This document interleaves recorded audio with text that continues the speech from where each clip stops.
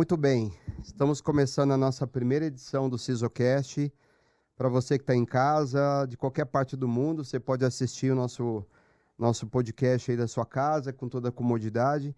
E eu estou muito feliz em trazer aqui nessa primeira edição uma pessoa que é bastante especial, uma figura ilustre aqui para nós. Ele é profissional de segurança há muitos anos, vou até disfarçar o tempo aqui que ele tem de carreira, acho que não vem ao caso. Mas é um profissional que teve passagem por empresas como a Isaac, atual empresa, inclusive, C6 Bank, USP, Ericsson e muitas outras companhias de renome. E essa pessoa que vem para cá conversar conosco vem para entrar no debate público sobre os temas de cibersegurança. Ele é mais conhecido como, o nome dele é Cleverson Ashiro, mas mais conhecido como Shiro. Senhoras e senhores, muito bem-vindo, Shiro. Obrigado pela presença, viu? Obrigado. Obrigado, Alan. Muito bom. Muito bom estar aqui com vocês. E eu que agradeço, viu? Estou muito feliz da sua presença. A gente tem o objetivo aqui de levar esse programa para a sociedade. Então, o propósito real aqui é tratar de alguns temas que são temas mais genéricos e a gente vai aprofundando entre nós, né, no decorrer do tempo, tá? Shiro, antes da gente começar, eu queria que você falasse um pouquinho, como é que você alcançou sua posição atual, como é que você começou sua carreira? Você vem da infraestrutura, porque eu vi que você conhece bastante, né? Mas você vem da infraestrutura, você já atuava com alguma coisa ligada à segurança da informação? Conta um pouquinho pra gente, por favor, sua trajetória. Eu sou um cara mais rodado. Então, para não entregar a idade, eu tô mais perto dos 50 que dos 40, né? Mas eu realmente na verdade, eu comecei minha carreira como desenvolvedor, Uhum. né? Então, eu acho que esse foi a minha primeira entrada com a parte de tecnologia. Mas depois de alguns anos eu entendi que não era realmente, né, não era a minha paixão, né? Não era o que eu gostaria de fazer. E eu comecei a programar com Basic, mas depois eu migrei para Clipper. Então, né, o nome da linguagem já entrega muita coisa, né? Sim, sim. Eh, e aí, a partir disso, eu busquei realmente ir mais para o lado de sistemas operacionais e a parte de redes. Então, assim, essa visão de infraestrutura, ela é muito real por conta disso. Então, eu me interessei muito mais em desenvolver as questões de como que os sistemas eles deveriam rodar ou como que as redes deveriam se comunicar. E naquela época, a segurança ele não era um assunto tão em moda ou até nem era tão visto assim como uma preocupação, né? Então Uhum. acho que foi muito no comecinho da internet, né? Eh, e mesmo antes da internet também, né, assim, para quem lembrava das redes Novell, Lantastic, né, então assim, a gente não tinha essa preocupação realmente muito forte com segurança.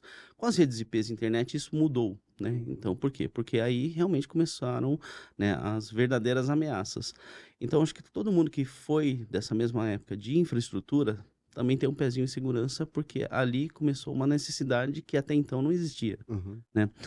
E hoje em dia a segurança ela permeia tudo, né, então eu acho que a proposta de vocês de trazer esse assunto para a sociedade, ele faz muito sentido, porque a segurança ele é parte justamente da vida das pessoas, né. Não adianta a gente querer convencer as empresas a serem seguras se as pessoas não se convencem que elas precisam estar seguras. Então acho que esse pezinho de segurança ele sempre houve, né, eh é um dos assuntos que eu adoro, né, sempre estou, muito ligado em tudo que tem a ver com a parte de segurança, mas outros assuntos de tecnologia também, me chama muita atenção. Então, assim, a infraestrutura nunca saiu, né, do meu radar, né, então adoro assunto de data center, né, Uhum. então, assim, é uma das coisas que eu gosto Cláudia, muito. né? Você é especializado.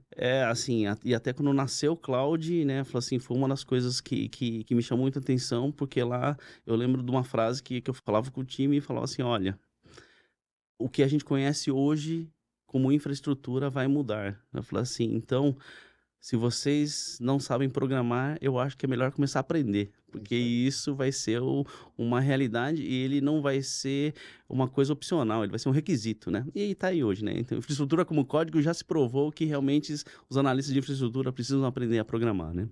Eh, mas Hoje a minha atenção ela é realmente para a segurança, porque ela afeta todas, né, os setores de todas as empresas que a gente tem no Brasil e no mundo, Uhum. né.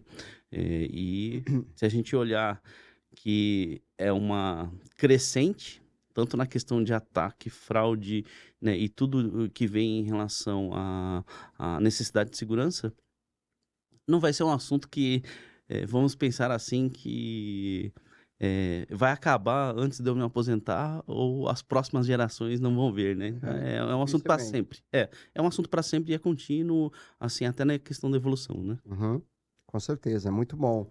E Ciro, mas você hoje atua com a área de segurança da informação, você é responsável por toda uma operação. Como é que você enxerga hoje, olhando para o setor de educação especificamente, que eu acho que é interessante a gente setorizar isso, uma coisa que eu observo particularmente é que, assim, eu particularmente atendi a setor de educação há muitos anos, né? A gente atende, de certa maneira. Só que a gente percebe que, ao mesmo tempo que o setor de educação ele está ali para prover educação, uma grande quantidade de instituições são muito cruas no debate de cibersegurança ao mesmo tempo.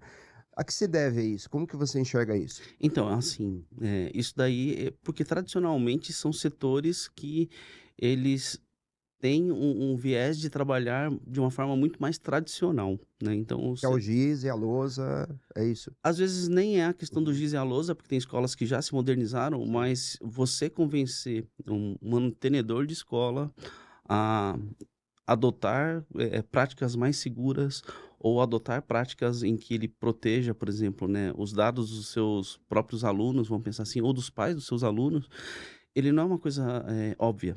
Então, assim, como ele não é uma coisa óbvia, e eu acho que o óbvio tem que ser dito, né, eu acho que até o Isaac e o Grupo Arca Educação, ele tem, uma parte dessa missão trazer isso, né, para as escolas, né, falar assim: "Olha, gente, não é só fornecer solução educacional, mas mostrar para eles quais são as alternativas que eles teriam para tornar isso mais seguro", né.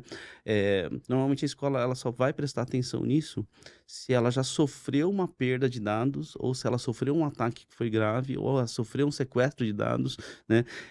Na Então dor. vai aprender na dor, né, mas ele não precisa ser na dor, esse é o ponto, né. Sim.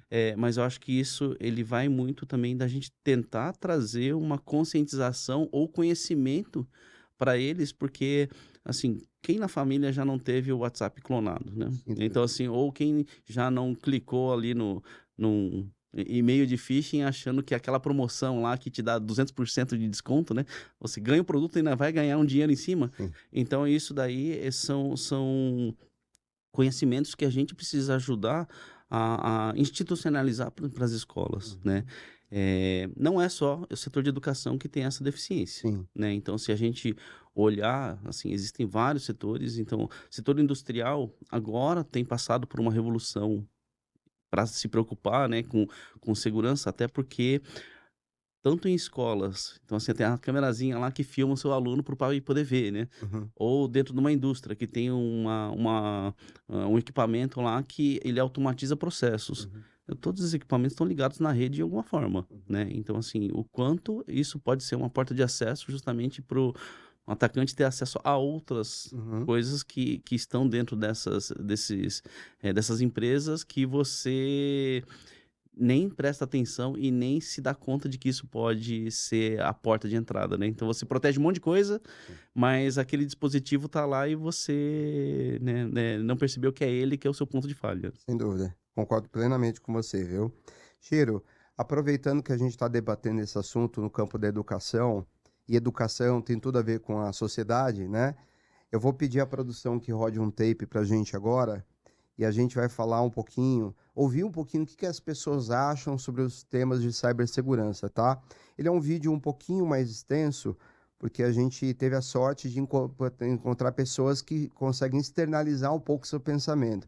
E aí a gente volta na sequência para o debate aqui, que está bem interessante. Então, pedir à produção que rode para a gente aqui a matéria e vamos dar uma escutada? Vamos Sim. assistir, vamos acompanhar? Bom dia! Carolina Oliveira por aqui.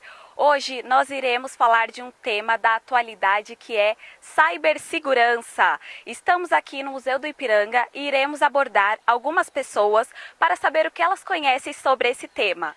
Bom dia! Você poderia me dizer o que você conhece sobre cibersegurança? Bem, algumas coisas porque eu sou da área de TI, né? Ah, certo, que legal. Então depende do que você quer saber. Então, eu gostaria de saber se você já passou por algum incidente de furto de informações, de roubo de dados, de cartão de crédito ou algo do tipo. Algumas vezes com compra online, né?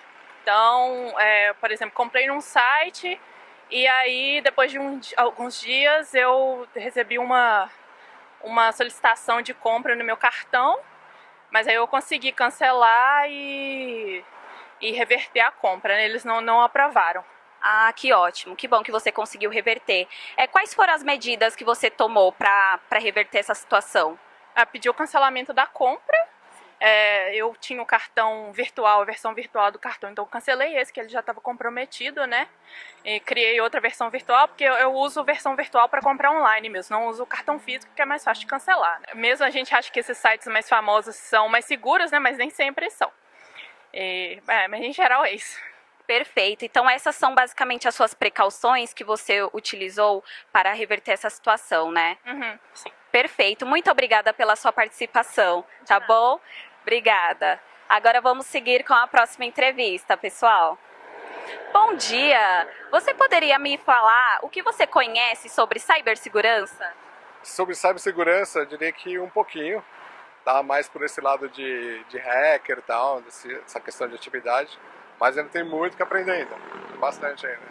Perfeito, perfeito. Você já passou por algum incidente de furto de informações, de sequestro de dados de cartão de crédito? Já, e várias vezes. Você poderia me explicar com mais detalhes? Assim, tanto um golpe, né, de cartão de crédito, que o pessoal entra ali pelo WhatsApp se fingindo o operador do banco, essa é uma das questões. Outra que, assim, já roubaram meus dados, não sei se por correspondência, algo do gênero, e fizeram compras, contas em outro estado, coisas desse tipo. E o que você fez para reverter essa situação? Eu tive que entrar em contato com quem estava cobrando, né, e expliquei a situação. Falei, olha, não sou eu, né, que estou cometendo essas fraudes e tal. E aí eles tentaram resolver, né, mas deu tudo certo. Perfeito. E quais são as precauções que você utiliza hoje em dia para não acontecer mais? Hoje em dia a gente não revela nossas informações. Quem estiver pedindo pra gente no WhatsApp, alguma coisa, compartilha um link, ou acessa tal link, me fala tal informação que tem no seu celular. Então, assim, foi por aí que eu comecei a aprender esse básico, né? A gente não tem que revelar nada nosso. Até quando ligam pra gente, né? Isso, perfeito. Olha, mais um cidadão consciente por aqui. Muito obrigada pela sua participação, viu? Agradeço, muito obrigado. Obrigada. Agora vamos para o próximo. Bom dia, você poderia me dizer o que você conhece sobre cibersegurança? Muito pouco, muito pouco. As informações que eu tenho são muito genéricas, de que é preciso ter cuidado com os seus dados, né? Porque a gente ouve muito falar de invasões, né? De uso indevido de dados e muitas vezes também de venda de dados, mas é mais ou menos o que eu sei. Perfeito, perfeito. Já aconteceu algum incidente com você sobre vazamento de dados, furto de informações, de dados de cartão de crédito?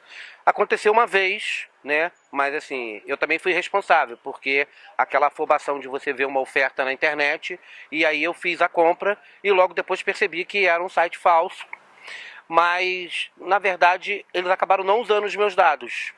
Eu fiz a compra foi confirmada, como era um site falso, obviamente, não foi feito desconto no meu cartão de crédito e os meus dados também não foram utilizados novamente. Mas eu bloqueei o cartão e troquei de cartão. Entendi. Foi somente isso que você fez para reverter a situação? Na época, sim, porque eu não tive nenhum prejuízo efetivo, né? Porque a compra não foi confirmada, o cartão de crédito não autorizou, né? Os dados não foram repassados, porque eu não tive mais nenhum tipo de problema, e também eu tomei a iniciativa imediata de bloquear o meu cartão quando eu percebi que eu havia cometido um erro. Na verdade, nesse caso, eu fui o maior responsável porque fiz a compra assodadamente. Perfeito. Você pode citar algumas precauções que você utiliza hoje em dia para que não aconteça mais? Olha só, a principal é sempre não comprar por impulso, né? Porque esses sites falsos trabalham com isso, né? Quando você vê um preço muito abaixo daquilo que é a realidade de mercado, a primeira preocupação é tentar checar se aquele site é verdadeiro. E aí uma das coisas que eu faço muito costumeiramente é entrar diretamente no site daquela empresa e ver se aquele tipo de anúncio está lá, porque as páginas são muito parecidas, né? Então, eu tenho essa preocupação. E compras na internet, eu sempre procuro usar cartões digitais. Eu pego o meu cartão, vou no meu aplicativo do banco, gero, né, um cartão digital, uso aquele cartão que ele tem a validade para aquela compra, então isso me permite um pouco mais de segurança. Mas alguns sites não aceitam, como de companhias aéreas, por exemplo, você tem que usar o cartão real. Aí às vezes eu fico um pouco mais preocupado, então eu só compro quando for um site que eu tenho certeza, eu me preocupo com isso. Perfeito, muito obrigada pela sua participação, Valeu, viu? cara. Pessoal do Sisocast, agora é com vocês. Muito bem, muito bem. Você viu, Chiro, o que acontece? A gente, quando começa a olhar para a sociedade, é notório que as pessoas, elas compartilham informações sobre segurança pela dor.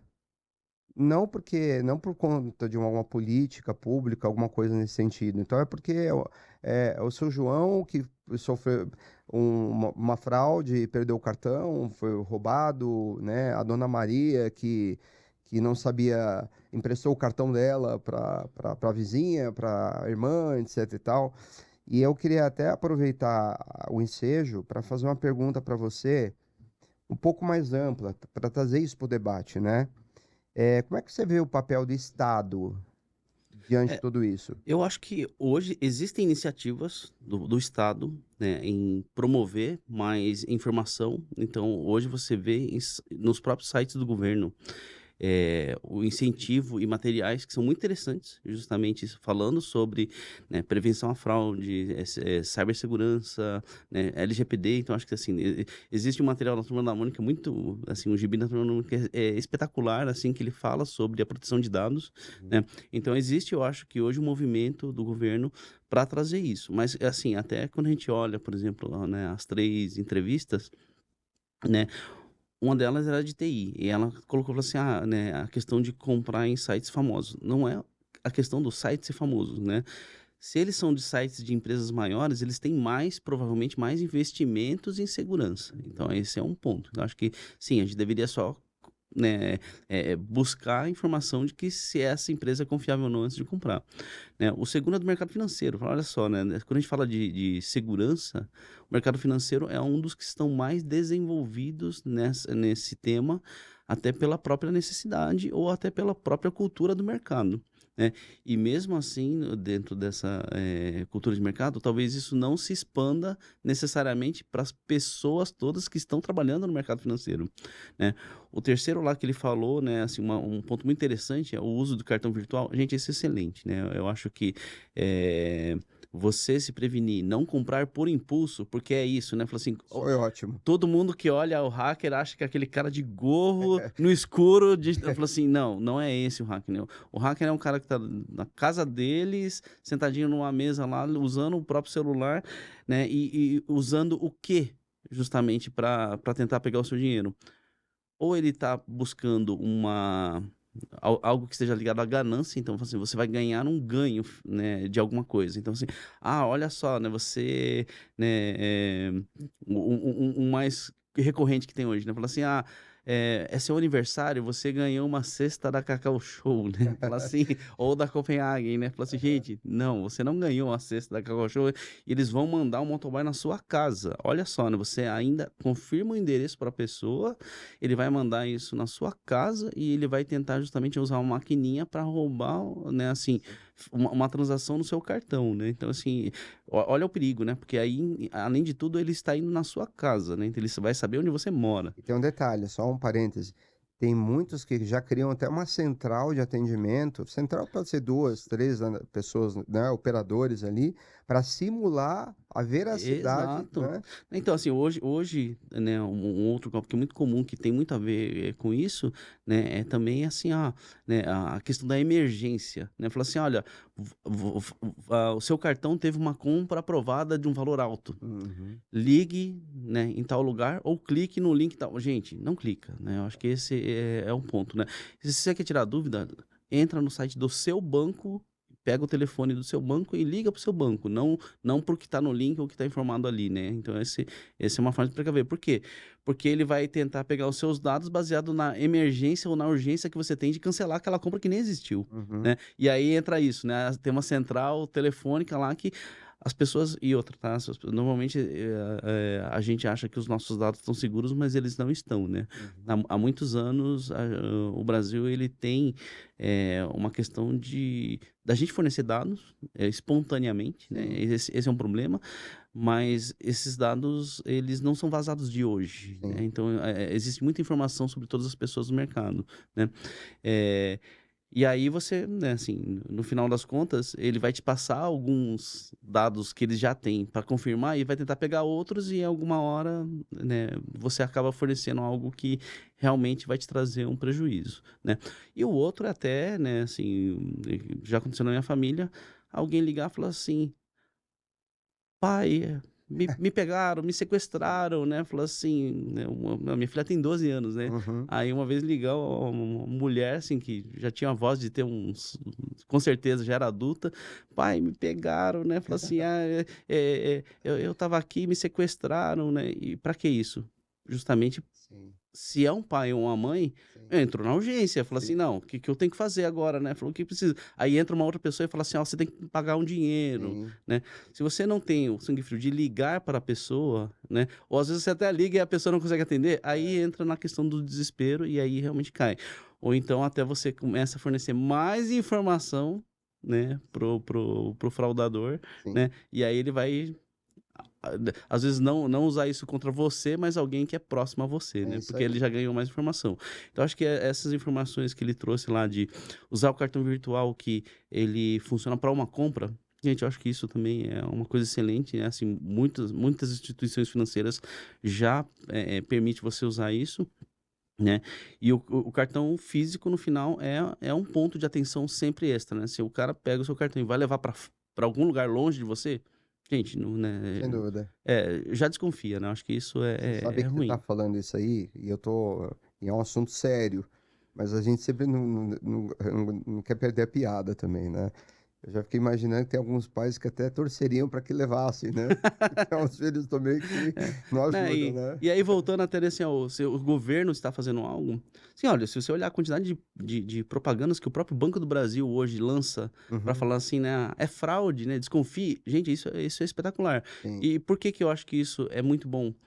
Porque você está agregando segurança no seu produto. exato, é. Então, se você realmente consegue agregar segurança no seu produto, passar essa confiança e você conscientizar as pessoas, porque não é um treinamento, tá? Assim, eu Sim. acho que o treinamento é um pedaço disso, Uhum. mas você conscientizar as pessoas sobre os riscos, né? E o que ela poderia fazer, né? A Black Friday acabou de passar, né? Então, eu acho que assim, e o Natal tá quase chegando. Black Fraude. Duas datas, Sim.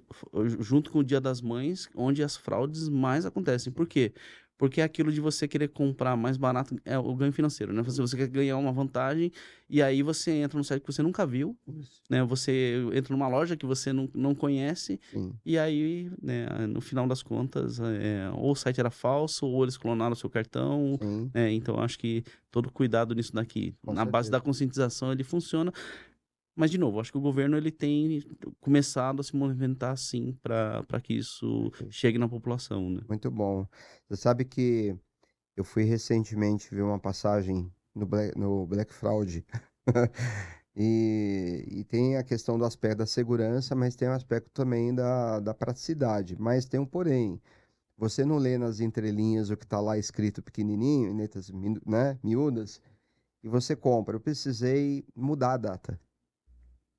E aí, e para mudar a data? Não podia. E para cancelar? Não podia. Salvo um caso de exceção. E aí, o que que eu ia fazer? Devolução do dinheiro? Não. a devolução que você recebe depois ela é bem pequena. Então, assim, até sugiro às pessoas que estão com a intenção de comprar mais no Black Friday, que leiam também Os termos, contratos, né? os termos, né, de uso e tudo mais, porque realmente tem-se um risco não só pelo aspecto as oportunidades que não existem, como aspecto de segurança também. Muita fraude, muita página ali que de fato às vezes não existe, não vai entregar o que promete, né? Então acho que esse é o ponto. E até pensar que assim, o Código do Consumidor está ali para tentar cercar um pouco mais justamente esses problemas.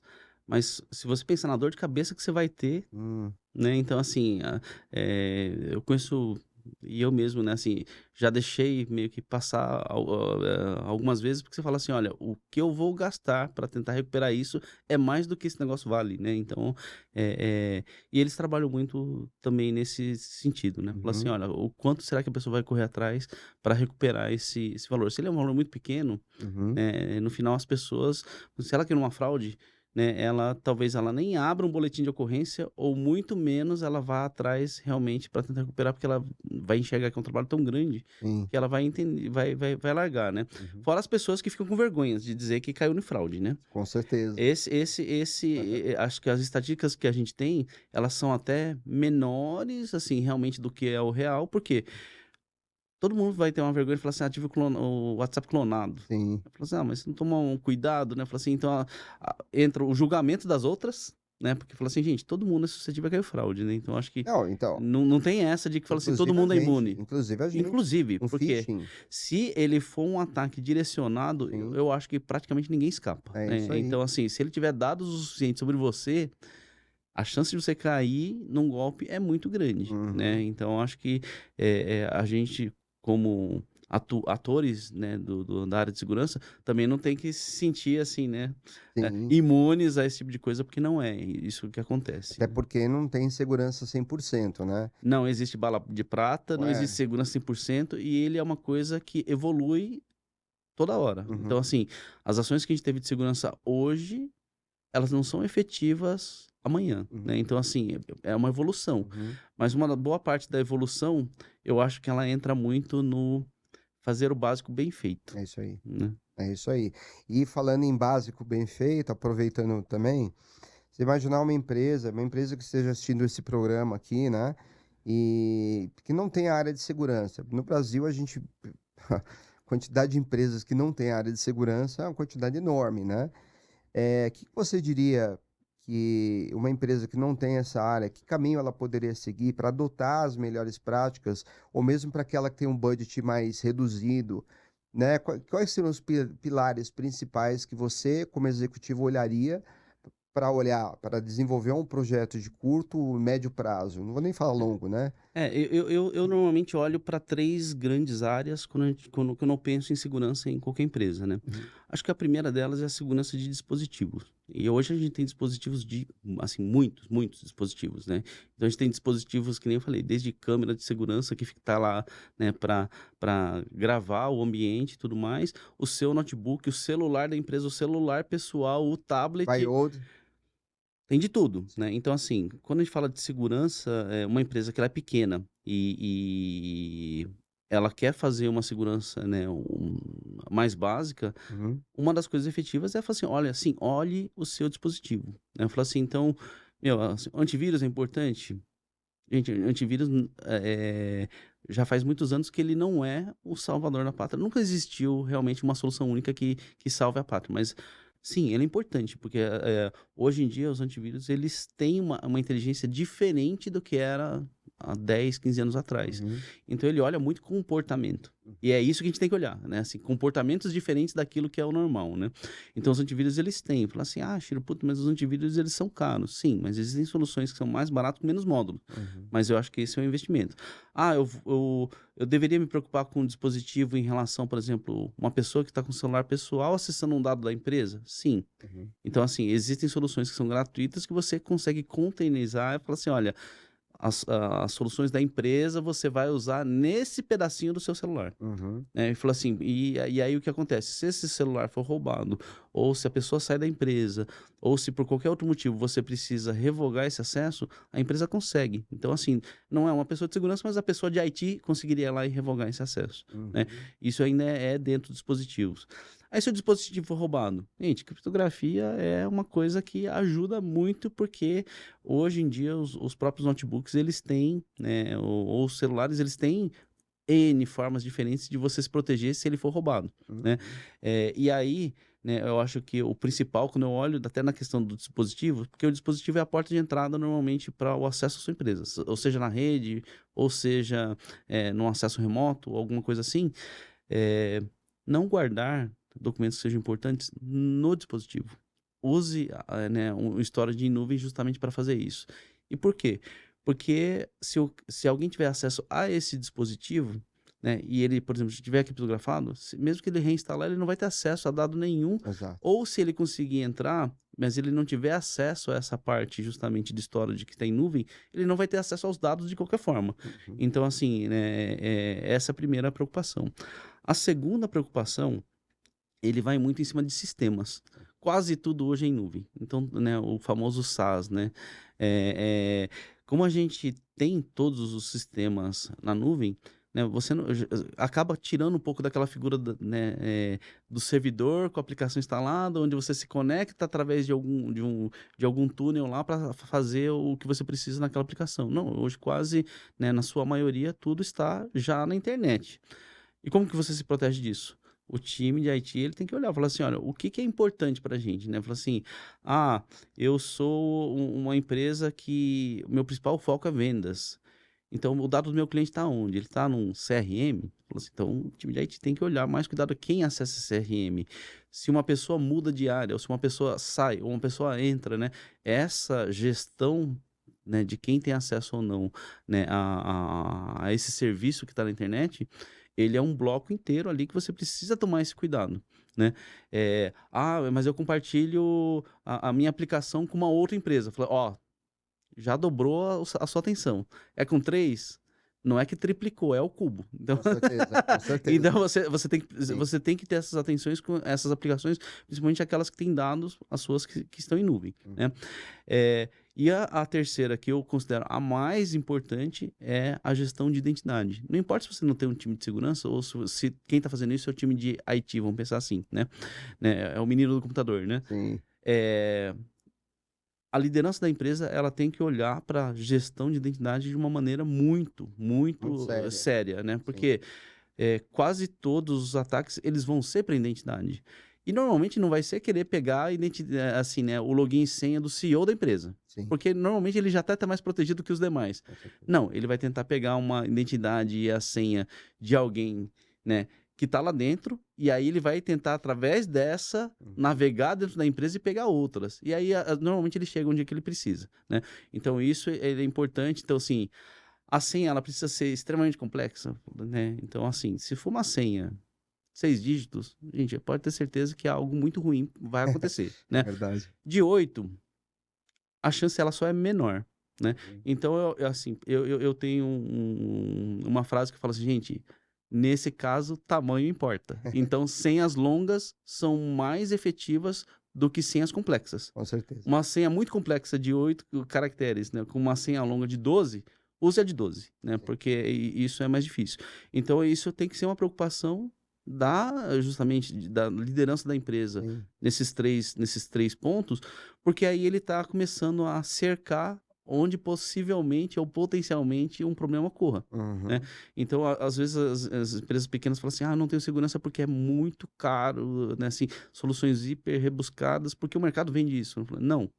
Não, primeiro que não existe uma solução só que vai resolver todos os problemas, mas se você fizer um conjunto delas e fizer, né, essa parte mais consciente de segurança em áreas específicas que elas requerem atenção, eu acho que a empresa vai estar melhor que a média, tá? Sem dúvida. Esse é o ponto, né? E você está praticamente deixando claro, dentro dessa aula que você está nos dando, que é o processo, ele é fundamental em tudo isso, né? Sim. Só se recai muito a parte de tecnologia, mas isso é um processo.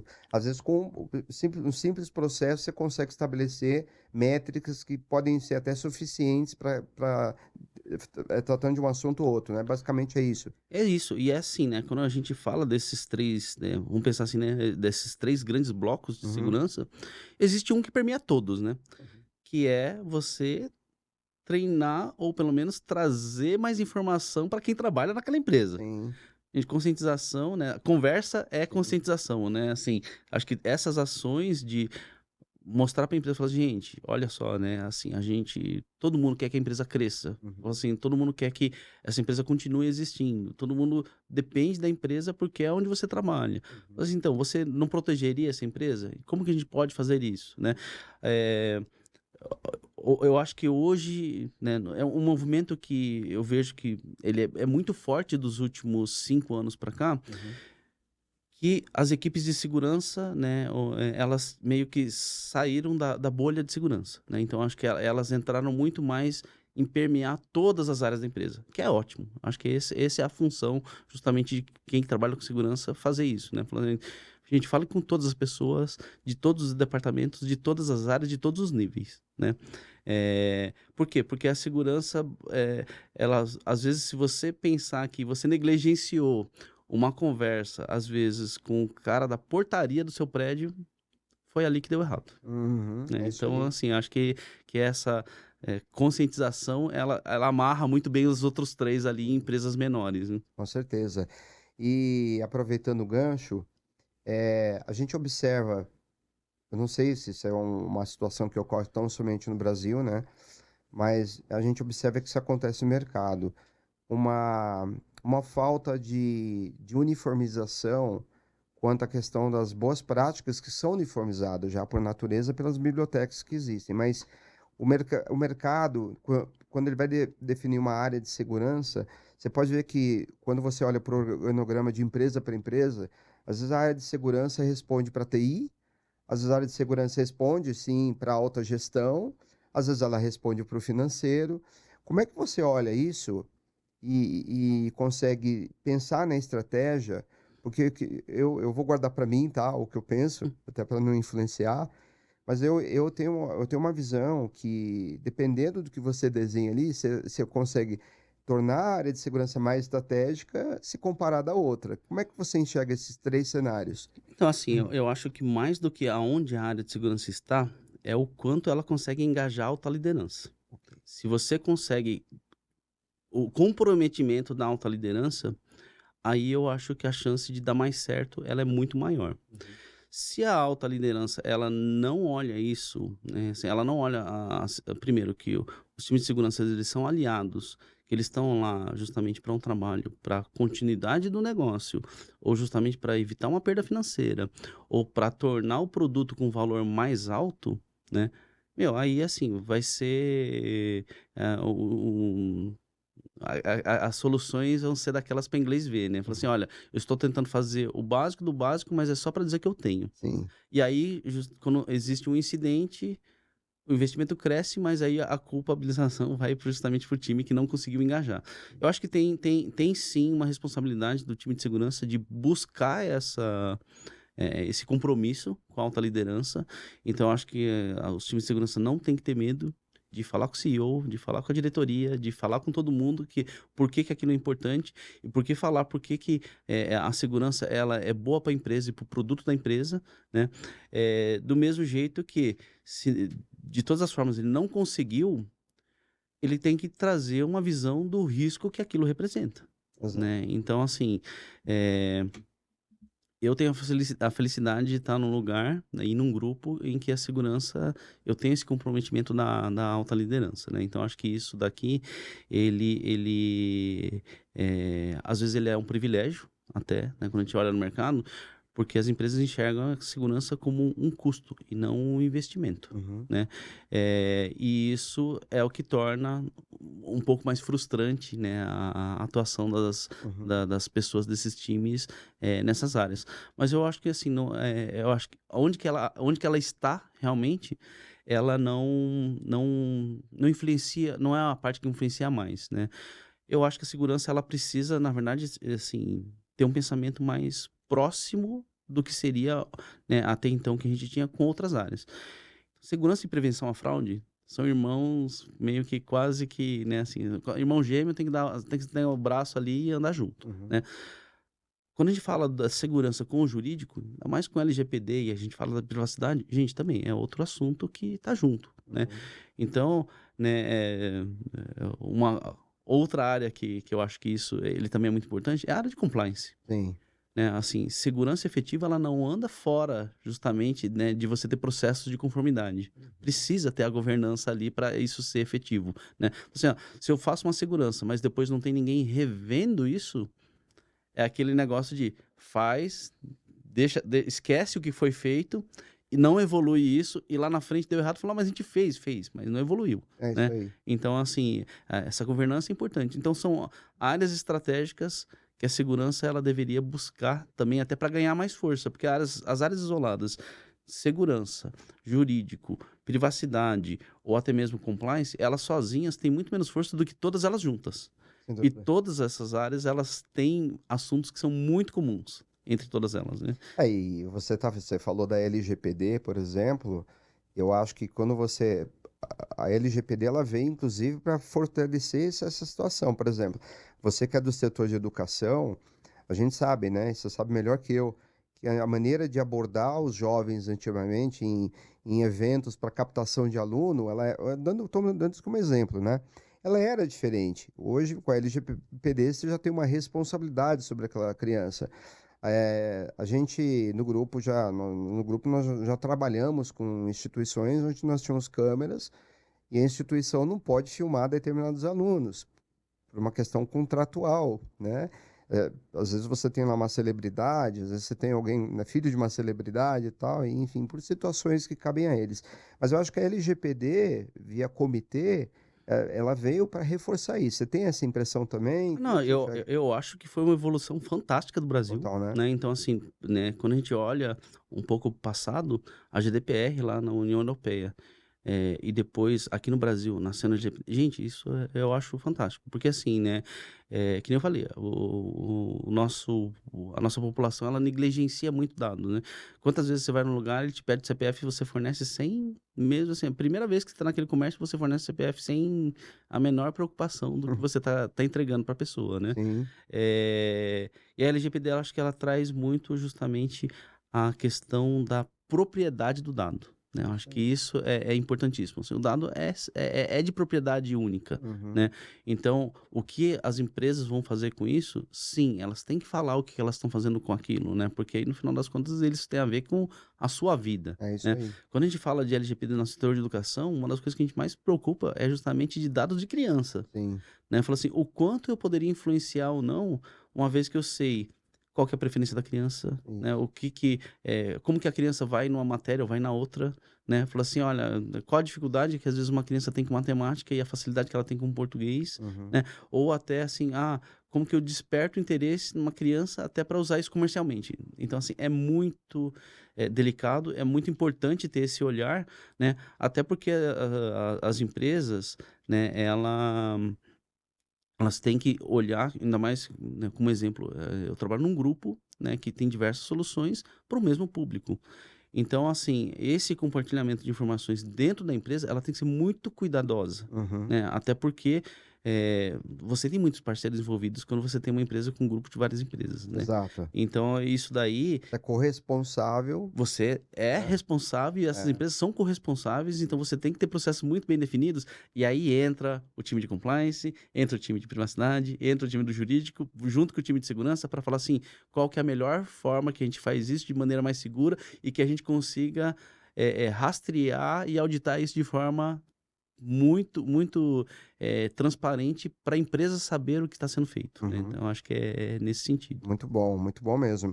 E Shiro, a gente sabe que, na verdade, os colégios, as instituições, faculdades, enfim, são verdadeiros celeiros de profissionais potencializados que vão para o mercado. Tanto que a gente olha aqui sempre, quando a gente se depara com analistas que nos contatam, a gente sempre trata com o máximo respeito, porque sabe São pessoas que estão buscando um caminho, serão coordenadores, gerentes, diretores, e o respeito tem que nascer desde sempre, né? Então a gente gosta muito de compartilhar com essas pessoas e levar conhecimento e aprender também com elas. Como é que você olha para uma instituição de ensino sob a ótica da segurança da informação para a instituição, quando você tem laboratórios e que você pode sofrer um ataque dos seus próprios alunos, que podem utilizar você como ponte para atacar um banco, para fazer alguma coisa assim. E hoje, com o acesso às ferramentas, com tantas tecnologias disruptivas, né? E a gente tem o pessoalzinho que está nascendo aí é um pessoalzinho bem fértil, né? Uma mentalidade muito fértil. Como é que você lida com esse tipo de situação? Então, acho que isso já acontecia no passado, né? Aham. Então, assim, eu lembro que no meu colégio técnico lá teve um dos alunos que distribuiu um vírus dentro do laboratório, né? Então, assim, e olha que a rede naquela época era quase inexistente, né? E mesmo assim, nossa, Aham. atrapalhou bastante a vida ali, né? Eu acho que ele é saudável, eu vou dizer pela minha experiência pessoal, quando isso aconteceu, né, no colégio técnico, a gente entendeu muito bem o processo, justamente até de como a gente poderia recuperar aquela situação, né? Então, assim, é muito marcante, né? Você chegar a um ponto de você falar assim, nossa, conseguimos, né, limpar, né, todos os drives desse raio desse vírus, né, tudo que foi feito, toda a discussão que veio depois.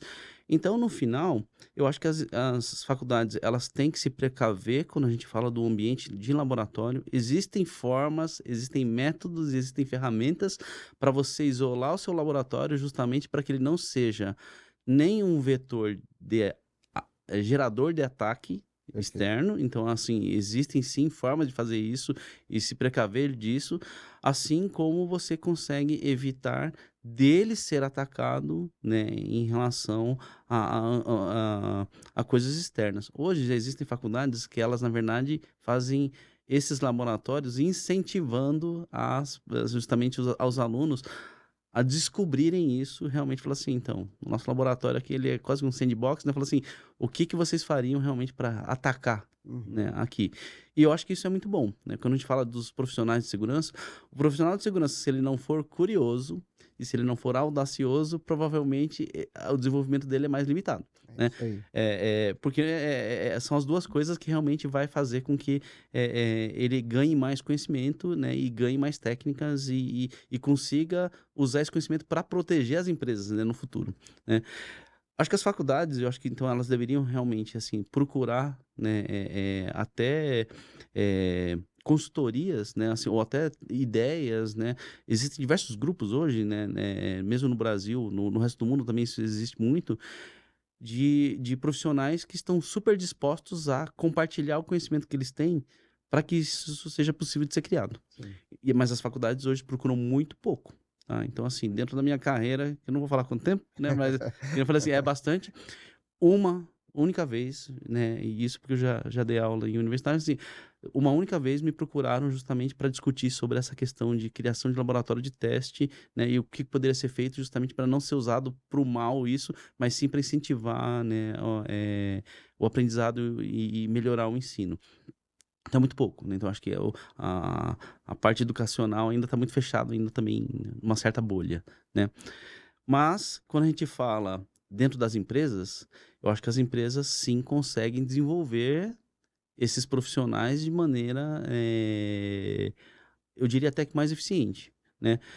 Por quê? Porque as empresas, elas têm a vivência do dia a dia, então elas têm uma oportunidade de fazer com que o profissional de segurança, né, e eu acho que isso é uma falta, né? Então, assim, quando a gente fala assim, existe uma escassez de profissional de segurança no mercado, isso é uma verdade, mas é que existe uma escassez de profissional de segurança que tenham conhecimento que a empresa quer, É isso né? aí. E o porquê que existe essa escassez? Porque até então, eu acho que as empresas, elas ainda não estão investindo em fazer com que esses profissionais de segurança também entendam do negócio, né? Então, discutir sobre o negócio. O que que é o produto da empresa que eu tô, né? O que que eu quero proteger? É isso aí. Né? Então, assim, eu só estou fazendo as melhores práticas de segurança, mas sem saber exatamente o que que eu estou querendo proteger, É isso né? aí. Então, ele fica muito raso, né? Então, assim, trazer esse conhecimento do negócio para os profissionais de segurança, você cria um profissional diferente. Eu acho que essa é a evolução do profissional de segurança daqui para frente. O profissional de segurança que entende muito de segurança, que entende de infraestrutura, que entende de serviço, que entende de metodologias, inclusive psicossociais, né? Porque ele precisa entender de comunicação, ele precisa entender como que funciona uma engenharia social, ele precisa entender como funciona uma persuasão, né? De repente até hipnose, né? Mas assim, né? Mas assim, ele conhecer o negócio é o passo que realmente é evolutivo desses profissionais para eles se destacarem, né? E isso também entra na liderança. A gente precisa, assim, eu gosto muito de investir naqueles que estão começando na liderança. Porque, assim, né, as lideranças que estão no mercado há mais tempo, eles têm uma dificuldade de uma mudança, tá? Sim. Assim, eu vou dizer que a mentalidade do que se acreditou até então, né, você vai ter um atrito maior lá de falar assim, olha, existem outras formas de liderar, né? Eu acho que existe ainda até uma parcela do mercado que está procurando isso, mas não é a maioria. Então, eu gosto de pensar que investir nas primeiras lideranças ou nas lideranças iniciais vão transformar o mercado. Sem dúvida. É. Sem dúvida.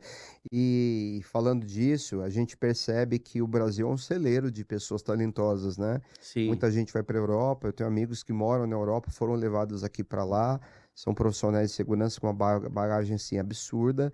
E que, na sua visão, assim, a que se deve essa situação? Por que você entende que o mercado de fora, o europeu, o americano, gosta muito de contratar brasileiro para a área de segurança da informação? Por quê? Qual a razão? Qual que seria o... Eu acho que, né, existem vários fatores, né? Eu acho que é um conjunto deles. Então, eu acho que uma das coisas é que o brasileiro é versátil. Ele faz de tudo. E ele tem, assim, uma facilidade de aprender ou de receber conhecimento que em outras culturas é mais difícil. Então, se você pega culturas asiáticas, né? Vamos pensar assim, né? A cultura americana, a cultura europeia, a cultura asiática, né? Eles têm uma coisa em comum que é muito a segregação da função. Você foi pago para fazer exatamente isso. E a pessoa aceita que ela vai fazer aquilo, né? O brasileiro já é meio, né? Vamos pensar assim, né? Ele entra no dia 1, no dia 2 ele já tá meio que quebrando o processo, né? Mas por quê? Porque ele tem essa questão de falar assim, olha, quero fazer de um jeito diferente, né? Que normalmente, às vezes, né? Eu acho que... Não é às vezes, né? Acho que a maioria das vezes isso faz com que você pense num processo melhor. Sim. Então ele é muito versátil. Ah, mas eu tenho um cara que é de redes, mas eu não tenho um cara que é de segurança. Aí o brasileiro lá que conhecia redes, fala assim, pera lá, né? Me dá 2 dias aqui que eu vou ver esse negócio. E aí ele começa a conseguir atuar em algumas coisas de segurança. Sim. Então, isso é muito mais difícil de você ver fora, né, do país. Então, você vai, né... Eu lembro... Lá fora é nível de especialização. Aqui Exato. é multitask. Né? E mesmo que o cara que é especialista, ele ainda tem essa versatilidade de atuar em outras áreas, né?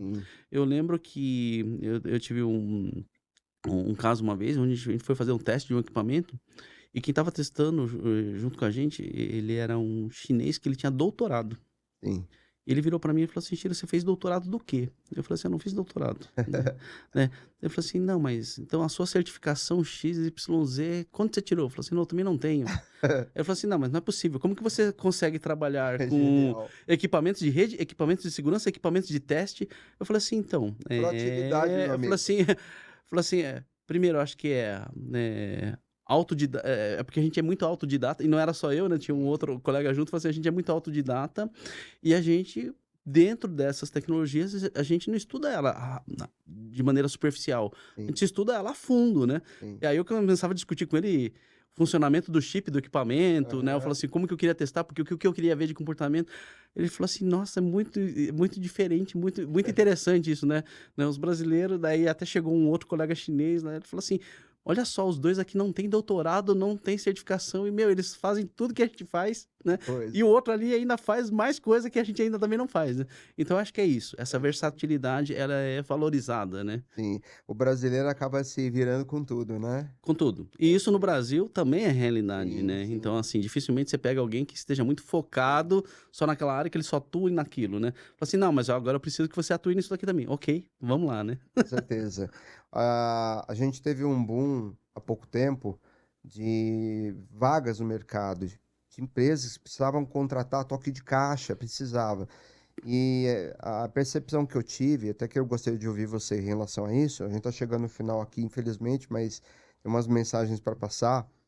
A impressão que eu tenho é que eles saíram contratando gente que instalava caixa e que não tinha essa visão 360 que você falou. Então, foram pessoas muito boas contratadas, pessoas com teu know-how, pessoas que eram ali intermediárias, mas de repente o profissional era um profissional de segurança, um analista sênior para instalação de caixa e virou CISO da noite para o dia. Então, a gente percebe que tem profissionais que são muito bons em níveis de especialização, mas que não estavam tão preparados para exercer uma função de CISO, olhando para processo, né? Você já parou para pensar em alguma coisa assim, diante de uma busca de mercado, dentro do que você vê dentro do seu ecossistema? Como é que você enxerga? Eu não enxergo como um problema necessariamente. Sim. Alan, eu acho que assim, existem coisas que você consegue ensinar. Liderança é ensinável.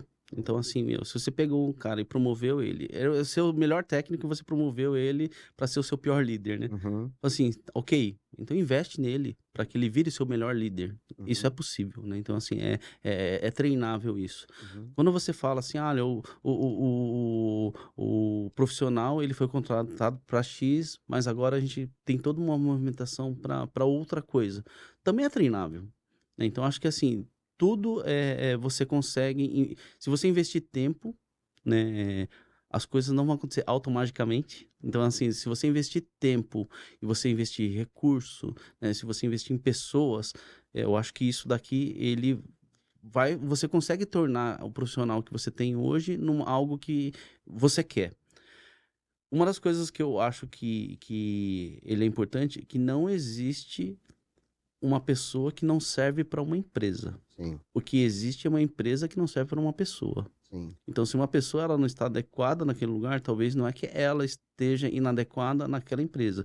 Aquela empresa está inadequada ao perfil dessa pessoa, né? Então, eu acho que esse investimento, no final, você consegue sim, né, mesmo tendo esse boom, né, falar assim, olha, então durante um tempo eu vou ter lideranças ruins? Ok, porque foi uma decisão sua. Ou seja, é um processo que passa, inclusive, pelo RH, na ponta da linha, né? Mas, e ok também, né? Sim. Você acha que o RH, nesse caso, ele Sim. deveria estar participando, então fala assim, contratamos assim. Putz, mas ele era um cara espetacular, tecnicamente, e agora com o líder ele tá muito ruim.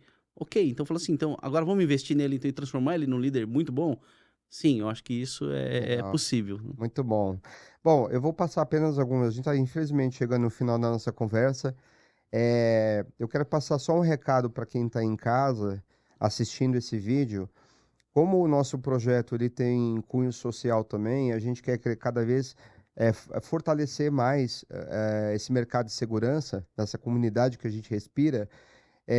Hoje a gente vai passar um e-mail para vocês, tá? Nós estamos intermediando algumas demandas, vagas de mercado. Então, você que é empresário, você que precisa contratar um profissional para a sua área de segurança, coordenador, um gerente, um diretor, um analista, enfim, qualquer profissional do mercado, você pode passar a sua posição para nós através do oportunidade@cisocast.com, tá? E a gente vai, com toda certeza, abrir essa posição, tentar direcionar currículos para que você possa contratar e a gente possa fortalecer essa comunidade, né? Para a gente é o mais importante. A gente parte do princípio que as pessoas que estão assistindo esse programa, elas são interessadas em cultura e informação. E essas pessoas informadas, naturalmente, vão ter acesso a essa informação, podem enviar seus currículos para oportunidade@cisocast.com. E você que é empresário pode também encaminhar a posição que você tem para essa mesma conta de e-mail, tá? Bom, eu vou agora... Vamos de merchan? A gente conta com um patrocínio master da Off Hunter e a partir do próximo mês a gente começa a ter novidades aí também com outros patrocínios que vão entrar e a gente já tem tudo já acordado, já direcionado. Vem coisa boa aí pela frente, né? Joia. E eu vou pedir a produção que rode, então, ao comercial nosso aqui do Merchan. E vamos lá, produção, por favor. Somos resultado de muito trabalho, experiência de mais de 3 décadas de atuação com governança, risco e compliance. Para um mundo cada vez mais conectado, aceleramos o processo de nossos clientes e garantimos a continuidade de seus negócios, porque somos líderes em cibersegurança, segurança da informação e global privacy. Nós do grupo AuthHunter somos referência na entrega de projetos consultivos, tecnologia, quando o assunto é hardware, software, além de sustentação ao negócio através de IMS, Cloud, NOC, SOC e Support Center. Nossos times investigam, monitoram e protegem a marca de nossos clientes, evitando fraudes e danos à reputação. Desenvolvemos programas de educação e conscientização completos a usuários e com múltiplas atividades simultâneas que propiciam resultados surpreendentes.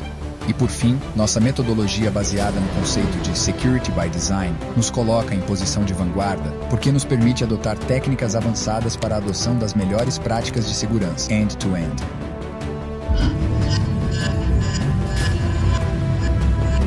Prazer, somos o grupo AuthHunter. Muito bem, então eu quero agradecer imensamente, que não foi uma conversa, foi uma aula, tá? Obrigado, Eu que Chiro. agradeço. Último recadinho é que segurança é colaboração. É isso aí, muito bom. Olha, obrigado, Chiro. Muito obrigado. Satisfação, tá? Obrigado. Obrigado a todos aí que acompanharam e a gente volta na próxima semana. Obrigado.